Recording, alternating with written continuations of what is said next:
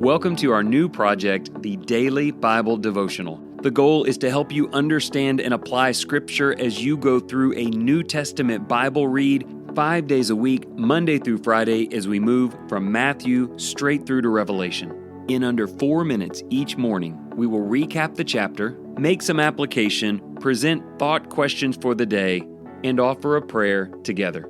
I'm excited about exploring God's Word with you, so let's get started. Thanks for joining again today in our walk through Revelation. These next two chapters 4 and 5, are such a pleasure to read. The great throne room scene. So let's jump right in. Revelation 4. John is taken in the Spirit to a vision of heaven, where a throne sits at the center, surrounded by glory and awe. The one on the throne, the Father, shines with the brilliance of precious stones, and a rainbow like an emerald encircles him.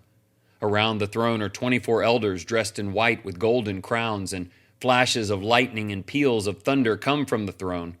7 blazing torches represent the Spirit of God. 4 living creatures full of eyes and with different faces, a lion, an ox, a man, and an eagle, continually worship, declaring God is holy. The elders fall before him, casting their crowns and praising him as the creator of all things. Heaven revolves around the glory and worthiness of the Almighty God. What an incredible picture. We are shown that worship starts with seeing God as he truly is. He sits on the throne full of majesty, surrounded by beauty, power, and ongoing praise. We often get distracted by what is happening around us, but Revelation lifts our eyes to what is happening above us. God is not shaken by anything on earth. He reigns with glory and authority. We are called to respond like the elders, laying down our crowns and honoring him. Everything we have comes from him, and everything exists for his purpose. When we see God clearly, our hearts become more humble, our worship becomes more sincere, and our lives are reshaped around his greatness, not our own comfort or pride. Isn't that amazing? You just got to see him. I think often about walking into that throne room, crawling into that throne room, observing that amazing scene. How about 3 questions today? Number 1, how do you picture the Father sitting on the throne? If you imagined approaching him when you pray, how might that benefit you? I gave a little bit of that away a minute ago, but sometimes when I think about praying, it's like these doors open, and I just kind of go in and kneel before him, and I see him in his glory, and I pray as if I'm in that throne room. Have you done that? Work on that imagery. Use this chapter to help. Question 2, what do you believe the 24 elders and 4 creatures represent?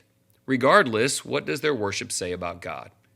We will not be getting super detailed in this walk through Revelation, trying to assign values to everything. But here at the beginning, maybe you might want to give that a go, the 24 elders, maybe the apostles and the sons of Jacob or something like that, and also the creatures representing all the created world or something. But regardless, what does their worship, the fact that all of them are turned towards God, what does it say about God? Question 3, why is God worthy to receive glory, honor, and power? I really want you to think about that from your perspective. Why is he worthy?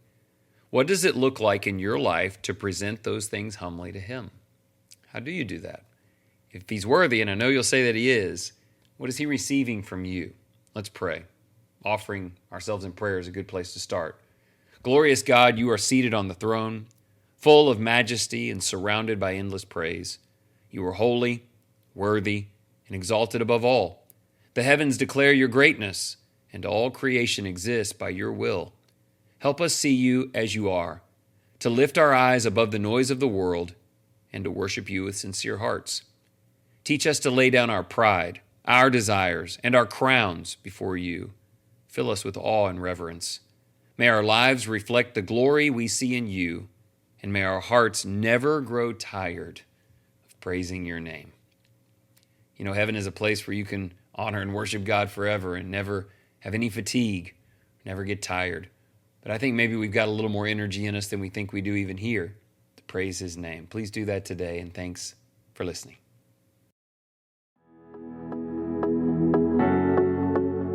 If you find this content valuable, please share with others. And if you're looking to use this material for deeper study, you can order your own copy of the Daily Bible Devotional by clicking on the link in the show notes or just searching it on Amazon. I'm prayerful that our time together has been an encouragement to you. And remember, whatever you choose to do today in the name of the Lord Jesus Christ, excel still more.